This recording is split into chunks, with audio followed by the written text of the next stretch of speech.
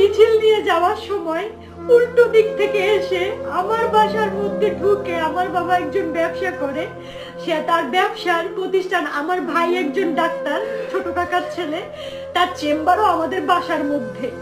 এই চেম্বারের মধ্যে ঢুকে আমাদের পুরো ভাইরা চুইরা কিচ্ছু রাখে নাই, আমার কাকাকে খুঁজতেছিল, আমার ভাইকে খুঁজতেছিল, মানে এরা কোথায়।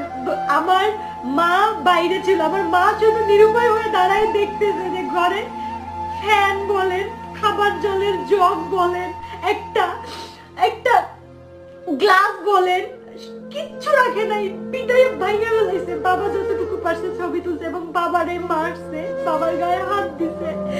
আর আমার ছোট কাকা তো বলাই আছে, আমার ছোট কাকাকে ওরা খুঁজতেছে। মানে আমরা কতটা নিরুপায়, আজকের এই ছাত্রদের কারণে আমরা